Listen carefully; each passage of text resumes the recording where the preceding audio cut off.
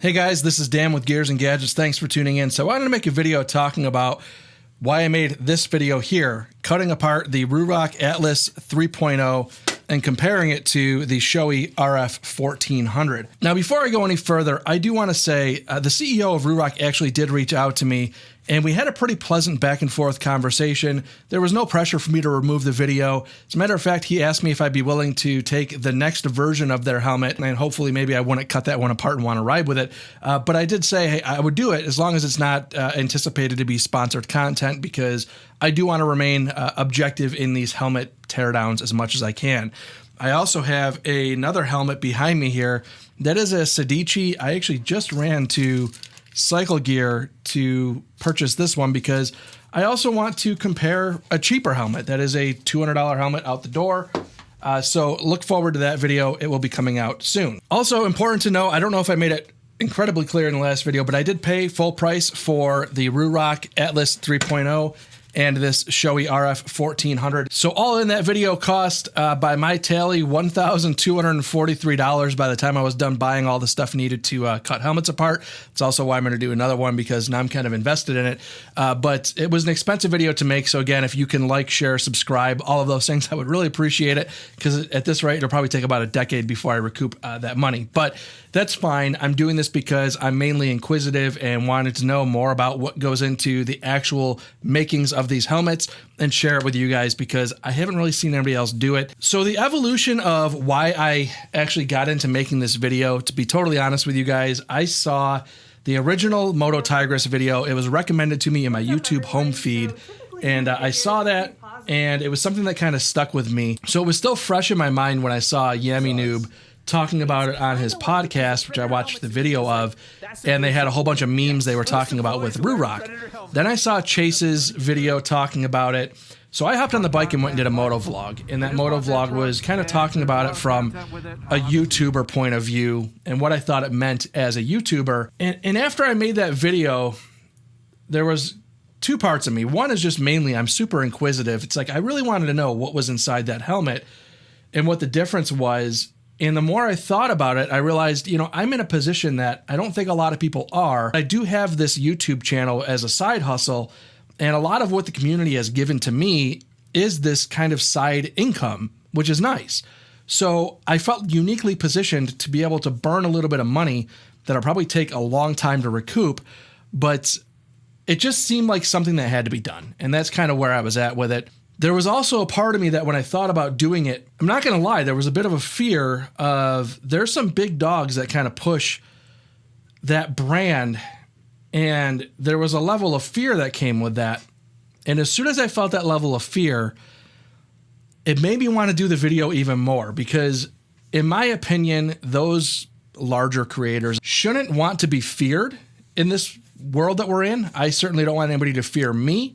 And if I got larger, I would never want somebody to feel like they were unable to make content for the sake of going against something that I think, because in my opinion, somebody can promote that helmet, think it's great, and that's fine. I should not have to then also, by association, push the same brand. And that's why I did it. I did not reach out to any of the creators that push the helmet, because I also respect their position. I don't want to put anybody in a position where I reach out and say, hey, FYI, I'm going to be doing this video.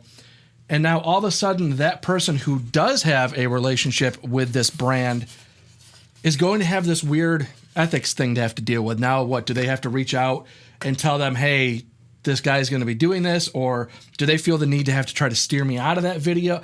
It just, in my opinion, put unnecessary obligation onto other creators that I just didn't feel right doing. So I just decided, if I'm going to do this video, do it, and whatever backlash could possibly come from it, I guess I deal with that as I could. So mainly just the inquisitive part of me wanted to do it, and based on the video feedback I've received so far, this video has received over 1,000 likes and only 8 dislikes as I'm making this video. So seems to me like the viewers wanted this video. I was interested in making the video, so kind of happy it's panning out that way, but I need to make sure that I'm always very clear in saying that my view on one product or one brand is not a direct reflection on any creators who might also push that brand. To me, they're two completely different things. I certainly don't think there's any need for jumping on creators or anything like that. People need to just look at this stuff and view it as they view it and make sure you're as educated as you possibly can be as a buyer. I meant it very much when I said I, in no way, shape, or form does my opinion of Big Macs or McDonald's have any reflection on what I think about Michael Jordan, as does what I think about RUROC have to do with what I think of any creators that might have pushed the brand. It's all kind of part of this whole thing. So getting into some things I do want to talk about with RUROC that I'm not too sure that I really got into in depth because I was busy kind of comparing this versus that. In my video, I did say that I think that the shell is really nice. I think this carbon fiber shell quality is great. Mine did not come to me with any sort of scuffs or manufacturing defects. It seems to be kind of split down the middle now, but no, it's a good quality, and the EPS foam layer seems really good. I mean, I don't see any issues. There's enough material here. I think it's pretty solid. But all in, I think that the shell and the EPS liner is nice. This material on the inside, the chin bar here, it's actually hard to get like tape to stick to. So as a moto vlogger, this is very difficult to work with. So I think that they're heading in a good direction.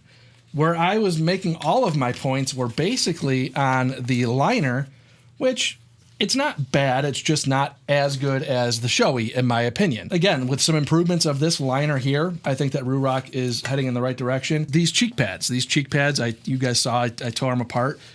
I was very hyper-focused on these cheek pads from the very second I pulled this thing out of the box and did the just typical, you grab it and kind of feel the interior. The moment that I touched those, I was hyper-focused on cheek pads. That's something that I stand very firmly about. Fidlock, a lot of people love the Fidlock. I said I don't personally care one way or the other. I kind of stand by that too. I'm not a D-ring hater by no means.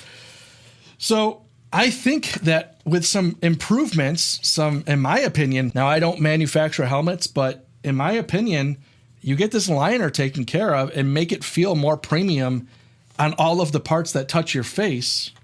And I don't say that this helmet is any worse than the Shoei, as long as it gets there in terms of the liner. So I think that RUROC is heading in a good direction. I personally, and I think that the CEO is very aware, I would not recommend the RUROC over a Shoei today. That I stand behind that.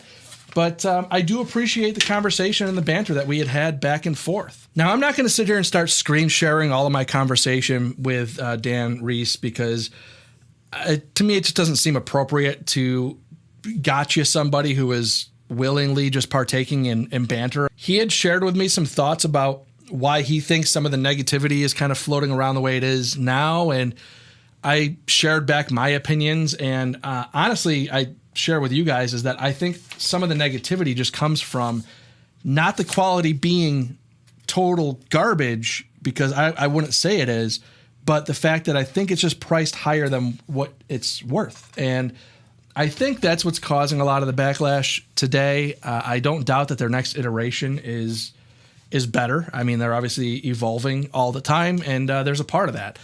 The other part that we did talk about was the Trustpilot stuff that I was concerned about. And he had made sure to mention to me that some of that stuff is done intentionally as far as utilizing an outside source for those reviews. And I understand that the intention does seem to be noble there. But again, some of my concerns, just looking at Trustpilot's terms and conditions, they're being paid by the people who utilize them for premium services, if you call it that. As a claimed page, you can dispute negative reviews. And part of Trustpilot's terms and services is basically anything defamatory. So if somebody really angry just hops on Trustpilot and says this helmet is, explicitly garbage or whatever they say, it's theoretically possible that the brand could just challenge that as being defamatory. And as long as the reviewer doesn't challenge it back, it just gets removed. And I'm not sure how many people that buy something and are angry about it will continue that back and forth with the brand as much as they will just kind of post and ghost a negative review. And unfortunately, part of that ghosting is if there's no back and forth, as long as it goes against their terms of service, which are pretty loosely worded, it theoretically could be removed. So The other issue is I did talk about the cheek pads ECE ratings, switching out cheek pads, things like that. Does it still meet ECE regulation? And Dan Reese did reassure me that the part of ECE testing is that every 3,000 helmets, they have to go back for another round of testing, or somehow there's another check there. And so they get tested over and over again. So all in, my conversations with RUROC, they were good. And I just want to make it clear that it's hard to make these kinds of videos because while I'm making content for you guys, the viewers who might be spending your money on these helmets, I also respect the fact that there's a whole bunch of people that rely on that brand for livelihood. And I don't take that lightly. And I stand behind all the content that I make. I stand behind everything that I said. And I mean what I said. But at the same time, yeah, it is tough because I do think about the people who might be affected by the things that I say. It's not lost on me that this is all kind of part of it, but you know, I'm going to do my best to analyze these helmets as I can. I don't know how much of this I can do long term because, well, cutting up hundreds of dollars worth of helmets at the stage that this channel's at is not financially sustainable, and you know, so I can only do what I can do. If you guys like this content, let me know in the comments down below. With that being said, again, I just kind of wanted to wrap up why I had made this video. And, you know, go from there. Stay tuned. I will do my Sedici video in the next couple days. I just kind of wanted to round this content all out, do, you know, 2 more expensive helmets with a more budget-friendly helmet, and see where they fall. And that's kind of where I'm at with this one. I will be back with some truck content soon. I have some things going on there, and also some wrenching to do on the Harley as well. So, guys, thank you very much for tuning in. If this is your first time tuning in, please hit that subscribe button down below. Remember, likes go a long way to help support the channel. I'll see you guys next time.